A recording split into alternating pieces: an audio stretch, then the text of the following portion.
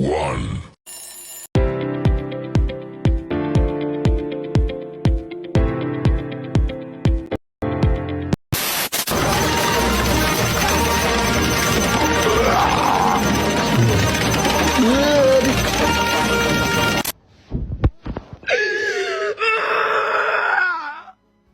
괜찮아. 괜찮아요. 괜찮아. Aku hanya memikirkan satu peraturan penting. Kenapa kau lakukan hari ini kalau kau bisa melakukannya besok? Hahaha. Bercanda, bercanda.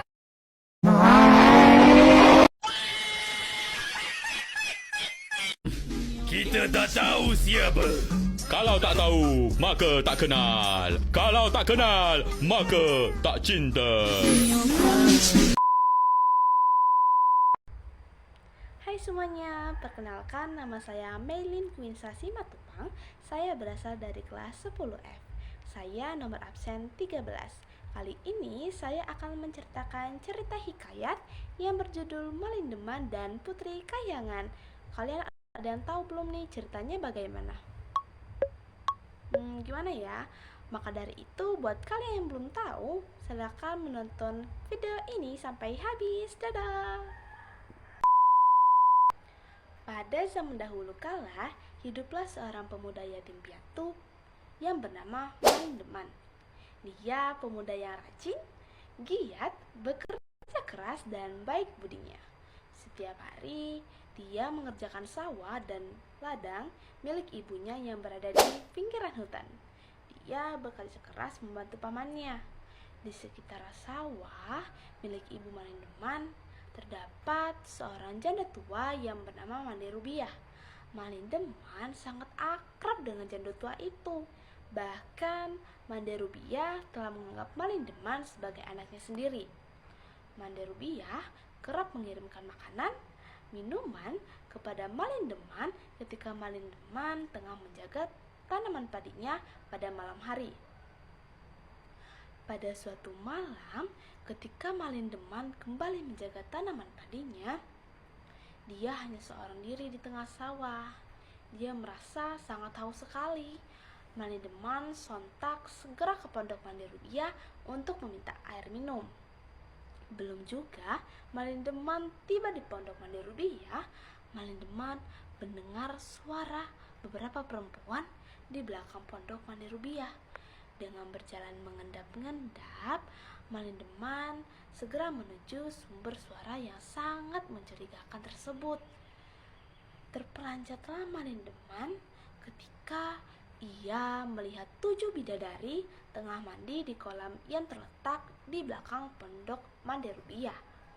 Malindeman sangat terpesona melihat kecantikan 7 bidadari itu ketika wajah mereka terkena sinar rembulan yang tengah purnama. Malindeman juga melihat 7 selendang terletak di dekat kolam itu. Malindeman menerka 7 selendang itu digunakan para bidadari untuk terbang dari Kahyangan ke kolam itu.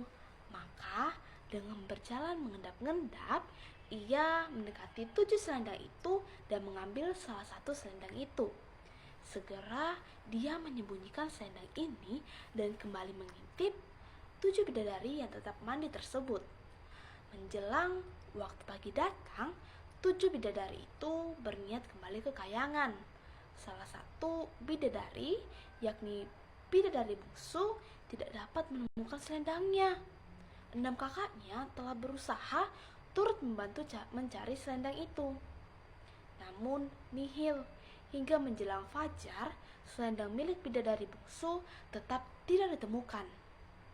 Karena matahari sebentar lagi terbit, 6 bidadari yang telah mendapatkan selendang dengan terpaksa meninggalkan adik bungsu mereka.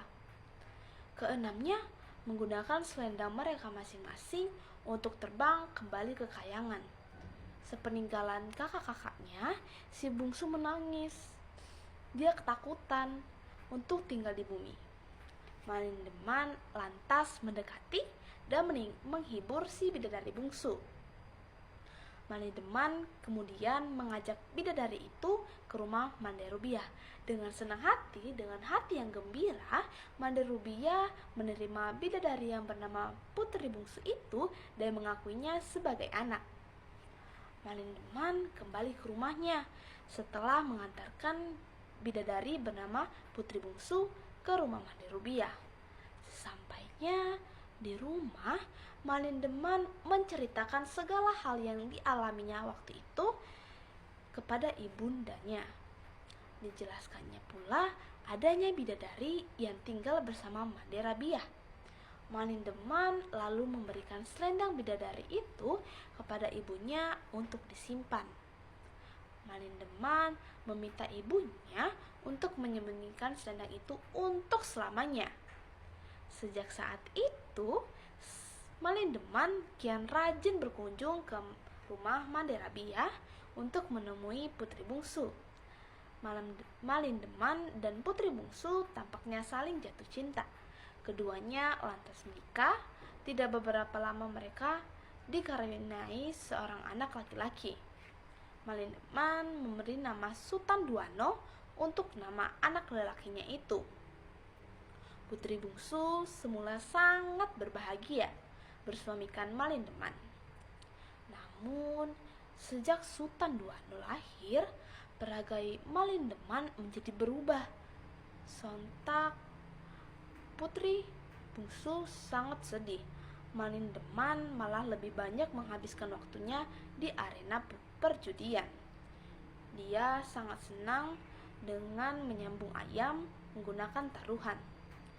Begitu senangnya dia dengan perjudian hingga seringkali dia tidak pulang berhari-hari lamanya. Putri Bungsu menjadi sangat sedih. Dia melihat peragai buruk suaminya. Dia kadang menangis sendiri meratapi nasibnya. Sejak saat itu, kerinduannya untuk pulang kembali ke kahyangan kian kembali muncul. Sekian lama, rasa itu semakin besar. Hingga pada suatu saat, dia menemukan selendang miliknya di rumah ibu Malindeman. Putri Bungsu sangat marah. Begitu mengetahui bahwa yang menyembunyikan selendang miliknya ternyata mertuanya sendiri. Ia menduga Malindeman sengaja mengambil selendangnya waktu ia mandi. Putri Bungsu kemudian berpura-pura pada mertuanya bahwa ia akan mencucikan pakaian milik mertuanya. Saat mertuanya lengah, Putri Bungsu segera mengambil selendangnya, kemudian cepat-cepat pulang kembali ke rumah. Putri Bungsu kemudian menemui Bujang Karim, pegawai Malindeman, dan ia berkata, "Tolong, kau sampaikan kepada Malindeman, aku akan kembali ke kahyangan dengan membawa Sultan Duano." Bujang Karim segera cepat mencari Malindeman ke arena perjudian. Setelah bertemu, diceritakannya semua pesan dari Putri Bungsu kepada Malindeman. Malindeman panik. Dengan terburu-buru, dia segera kembali ke rumah untuk menemui istri dan anaknya. Namun sudah terlambat. Sesampainya di rumah, istri dan anaknya sudah tidak ada. Istrinya telah membawa anak kesayangannya kembali ke kahyangan. Malindeman hanya dapat menyesali kepergian anak dan istrinya. Benar-benar dia sangat menyesal. Namun penyesalan hanyalah sebuah penyesalan. Apa yang telah terjadi tidak dapat diulangi lagi. Akibat sikap buruknya, dia harus kehilangan keluarga yang sangat ia cintai. Kesimpulan utama dari hikayat Malindeman: pertama, pentingnya tanggung jawab. Pemimpin dan kepala keluarga harus mengutamakan tanggung jawab daripada kesenangan pribadi agar tidak kehilangan kepercayaan serta keharmonisan keluarga. Kedua, penyesalan tidak berguna. Tindakan gegabah dan mengabaikan keluarga hanya akan membawa penderitaan dan penyesalan di akhir. Ketiga, perjuangan untuk perbaikan. Kesalahan dapat diperbaiki dengan tekad dan usaha keras. Terima kasih.